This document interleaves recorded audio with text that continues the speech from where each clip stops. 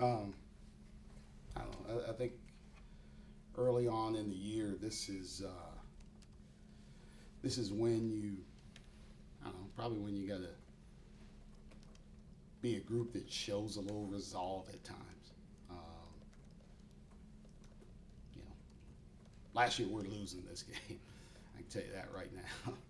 We're losing this game. We didn't play our best defensively, and there's some things that we can do to clean up. Right, I'm not concerned about that.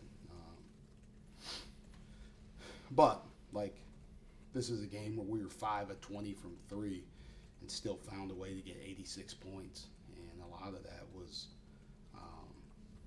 getting the ball into the paint and really dominating the paint, whether that be at the rim, whether that be at free throw line, everything else. And I thought in the first half we kind of took the bait a little bit, right? Like they didn't come out of the paint to guard certain people, and we fell for the bait, right?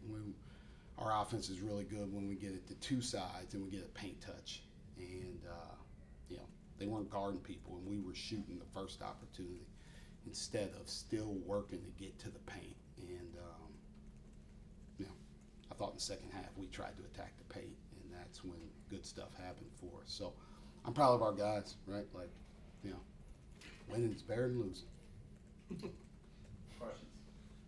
What kind of a step was that in the second half to start that way, 24-2, 17-0?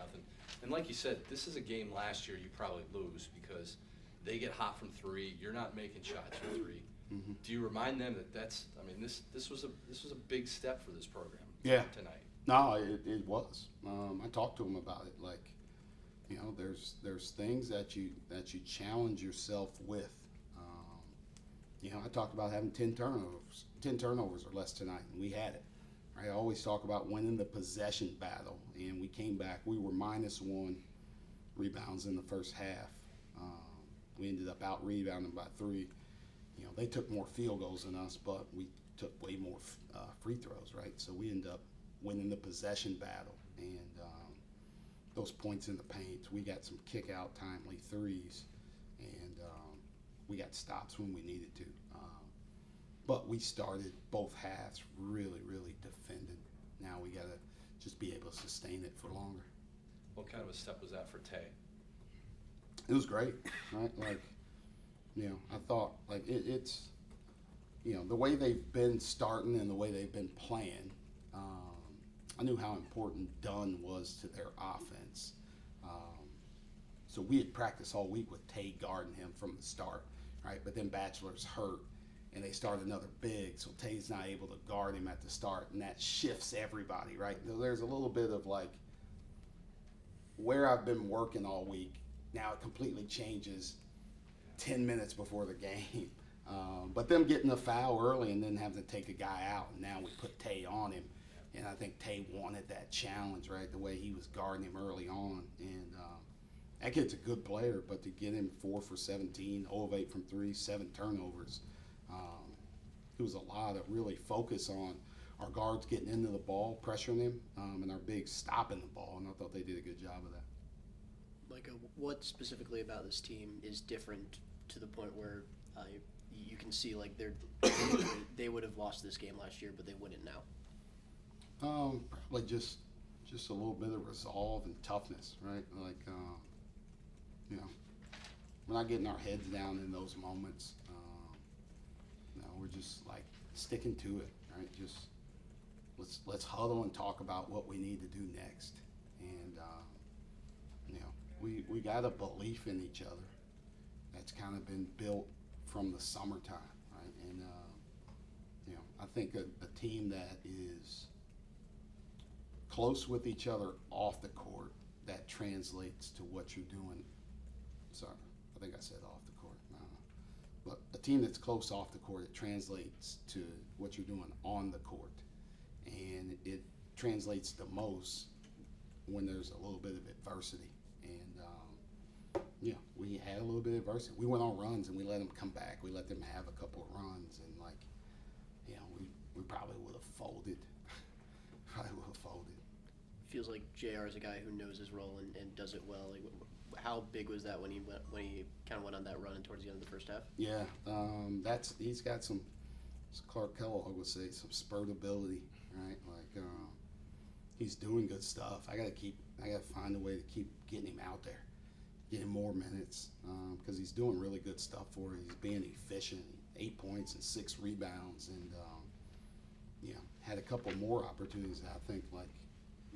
Even so, he turned one over. Like his one turnover, like that's a patented JR shot.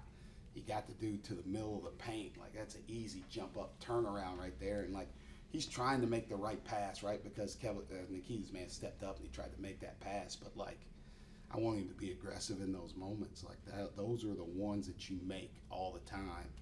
Like shoot those, right? Shoot those opportunities. And but he's like I said, he's been really good. And he's been a big key for us here. When Burton's making those passes, when he gets help defense in the paint, and he's got 8 turnovers and 2 assists, like how much better does that make your offense? Yeah, him taking care of it, him drawing. A big part of us getting paint touches is the focus that's on him. So we have to find different creative ways to get him the ball and help him get in the paint. Right, like we go for stretches in the second half where it's, a little bit tonight. We just went straight sandlot. Right, we've never run pistol before, but I can say it and they can do it. That's the difference, right, between year 1 and year 2. I can just say, let's go pistol right here, and here's how we want to do it based on this and that. Right, a couple of times early we didn't get it the way we wanted to because the guys on the weak side didn't quite know what we wanted to do. But then, hey, let's get one time out. Let's talk about it. Now we can run it whenever we want to. But that team right there that's thinking about those things, it's spacing the right way and figuring out that if we can get him in the paint, that's more help that people are going to have to, they're going to help. We're going to get open shots. We're going to get open threes. We're going to get dunks, like whatever it may be. Micah, you've got a balanced scoring attack. Anybody could take the lead in a ball game right now. How hard is your team to prepare against by the opposition? I mean, that right, like everybody's worried about Markus and his speed and getting into the paint and everything else, and like, now you're staying tight with Braden as he can go on stretches where, if Fat gets tired, that's the one thing that like how we rotate, we try and have one of those 2 guys on the court at all time. Right now, you always have somebody that you can go to, that you can run stuff through.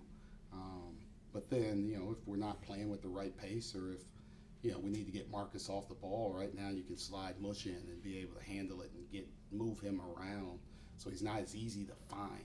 It's really easy to find when he's dribbling the ball up the court and everybody's staring at him. But now when you get him off the ball and you move him around, it's really, it's a lot tougher. So. Then when they start focusing on those guys, right, now that opens up Keba. Now that opens up Tae. Like, different guys are taking advantage of it. So,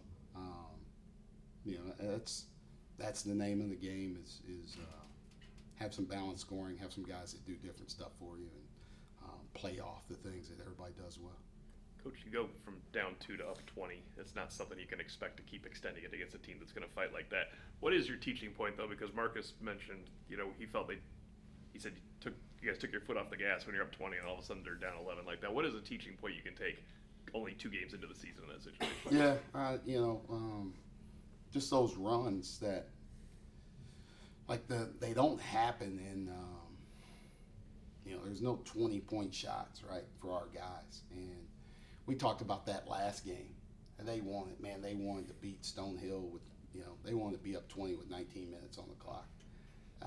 But it doesn't happen that way, right? These guys get scholarships too. Right? So, like, you have to do it possession by possession. And every time we leave a huddle, I'm always talking about score, stop, score. Stop, score, stop, right? And that's how you do it. You got to string those possessions together. And we did it for moments. And, it's on, like, sometimes I overcoach it and overthink it, right? Like, we got that lead. We got to a point where they called a timeout, and then there was a media coming, right? And I sub Braden and JR, or sub Braden and somebody else out, because I'm like, if we get 2 back-to-back medias, these guys are not going to miss much game time. I can get them out. They can get a long break, and they're not really missing any game time. Well, shoot, the clock's running. By the time I get them back in, like it's like, hey, dummy, why don't you just leave them in? Yeah. Yeah. So sometimes sometimes it's my fault too, right? And that's things that you think about, things that you think are gonna work. This time it didn't, but it also helped us. Like dudes had to play some minutes. And when we play some people, they're gonna have to play some minutes, and this was an opportunity because we haven't done it. They didn't get to play a lot of minutes against Fort Wayne or Stonehill, so now they're playing real game minutes in a lot of them. You felt like the other night when you looked at the box score when you won by 29, you could have played better. You could have. But do you look at this box score and look at this game and say, you needed a game like this? Like when you had to shorten the bench, you had to do tough stuff, you had to play heavy minutes. Like you probably got a lot out of one game, didn't you? Yeah. No, definitely. Like it's like, hey, there's stuff that we want to clean up. I don't know who's great defensively right now as a team across the country, right? And at this point in time, everybody's offense is ahead, but I think we're at a point now that like we gave up 77 and we scored 86, and we didn't play our best basketball. We didn't shoot it the way we normally shot it. So those are things that I'm encouraged by. And, anytime you win is you celebrate wins, man. Like, I don't care who you beat. Everybody's trying to win out here, and winning is not easy. And I told their coach, George, after the game, I said, man, whoever picked you guys last, they did you a favor. Because they're not the last place team in the MAC, unless the MAC's really good this year. It could be, I don't know, but if they're whatever, I don't know how many teams are in the MAC, but 12, I think. If they're 12th in the MAC, then MAC should get 4 teams in this year. They won't, but they should. Shoot, if that's the 12th place team in the MAC, good luck to you, whoever doesn't play the MAC teams. All right, thank you, Coach. Thank you, Coach. Thanks, Coach. Thanks, Bob. Have a good night. Tay, when you see that they're going to key on Marcus and Braden and Matt, it opens up some opportunities for you. What was your mindset as far as I'm going to get some chances tonight? I wouldn't say that was really my mindset. My mindset is really just keying in on the game, playing basketball the right way, and just kind of hooping, basically playing through my teammates. What was different for you from an offensive standpoint for it? Really nothing. Just that's how it was today. So just playing basketball the right way. When you can get to the basket the way you did tonight and then get to the free throw line, why would you ever take a three-pointer? The next question. I don't know how to answer that one. I don't know. Marcus, you were one rebound and 2 assists away from a triple-double. I'm curious if you knew that, and that's kind of just a question. I'm curious if you knew that. Nah, I didn't know. I was kind of just playing the game. When the defense is keying in on you and you have to make some of those tough shots at the end, what's going through your mind when you're working those shot fakes in the paint and trying to get the ball in the basket? Obviously I knew it wasn't my best night, but obviously I knew I had to get my teammates involved, so I feel like I did a great job with that. But also I feel like I took care of the ball a lot better today, and I did a lot. It was fun finding Braden, finding Tae, finding all my teammates, make sure they get easy shots. When Buffalo is helping on you and you're able to get the ball to the open cutter, like you had Kevin for a few dunks, like how are you able to do that? Just playing basketball, like just instincts and just playing basketball.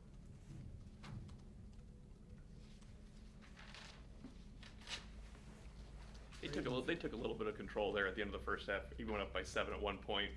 I know it's not a conversation that does it. To switch over to the second half, but what was your focus defensively? You went on a 17 over and 24-2 run there to open up the second half.